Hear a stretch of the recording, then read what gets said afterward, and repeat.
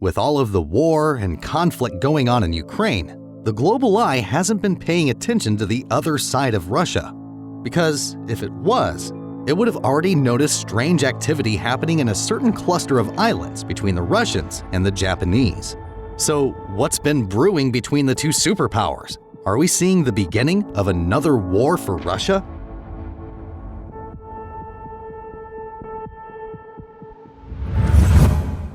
The Kuril Islands are a volcanic archipelago covering a total of 10,503.2 square kilometers. It is made up of 56 islands, but there are 4 in particular that Russia and Japan find highly desirable.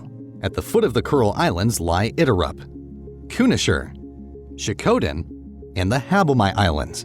The 4 areas, along with the rest of the Kuril Islands, were annexed by Russia during World War II. Currently, they are a part of the South Kuril district under Russian administration. Japan, on the other hand, recognizes them as a part of the Nemuro subprefecture of their Hokkaido prefecture. The question is, which of the two is correct?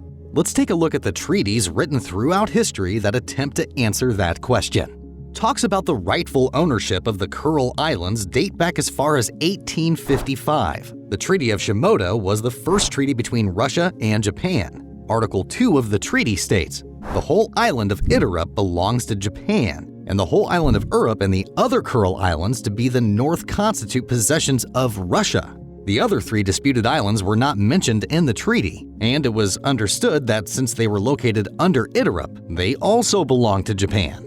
The treaty also states that the island of Sakhalin was to be shared by both countries. 2 decades later, in the Treaty of St. Petersburg, Russia and Japan have come to an agreement that Japan will award full ownership of Sakhalin to Russia in exchange for the rest of the Kuril Islands. But because of translation issues, the islands that actually belong to the Kuril Islands were not properly defined.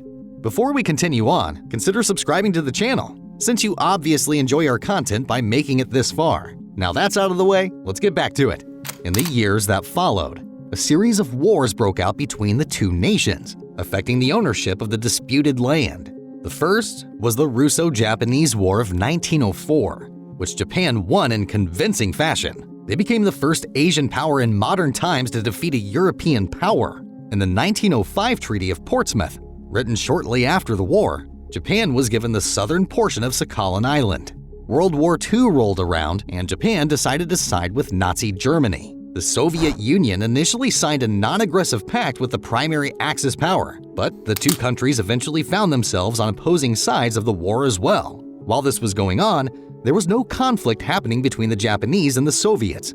After Nazi Germany had been beaten by the Allied powers, the Soviet Union devised a plan to invade Japan, who once again were allies of the Nazis as part of their end of the Yalta Agreement with the United States and the United Kingdom. They carried out their attack on August 9, 1945, declaring war on the Japanese in the region of Manchuria, making the start of the Soviet-Japanese War. South Sakhalin and the rest of the Kuril Islands were invaded a few days later, and with the help of the United States of America, the Soviets were successful in reclaiming their ownership of the islands. Finally, the Kuril Islands legitimately belong to the USSR, for now at least. A few years down the line, a misunderstanding involving sections of the Yalta Agreement added further confusion to who the Kuril Islands really belonged to. The Yalta Agreement declared the Kuril Islands to be handed over to the Soviet Union. However, the United States and Japan claimed that the northern portion of the archipelago was not considered to be under Kuril Islands territory. The Soviet Union countered their claims by citing U.S. geographers who included the northern territories to the Kuril Islands. President Harry Truman wrote to Joseph Stalin that the ownership of the Kurils should be discussed with Japan in a peace settlement.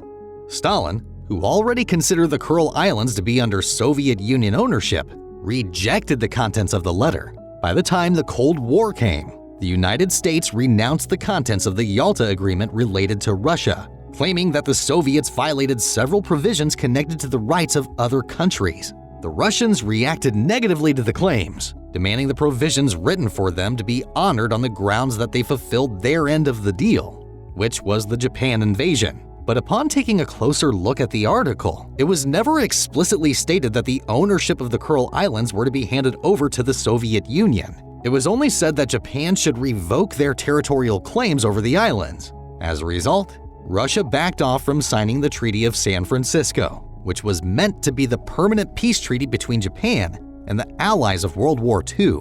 The USSR cited the Kuril Islands dispute as one of the main reasons for their refusal to cooperate. The US said that until a peace treaty was finalized between Japan and the Soviet Union, the Kuril Islands were under Russia's control. Around this time, Japanese media were spreading word that Itarup, Kunashir, Shikoden, and the Habomai Islands were not a part of the Kuril Islands. Therefore, they were not able to be bundled with the other islands under Russian ownership. But certain documents reveal that the Japanese government did actually consider Kunashir and Itarup as part of the Kuril Islands, and so the tug of war rages on.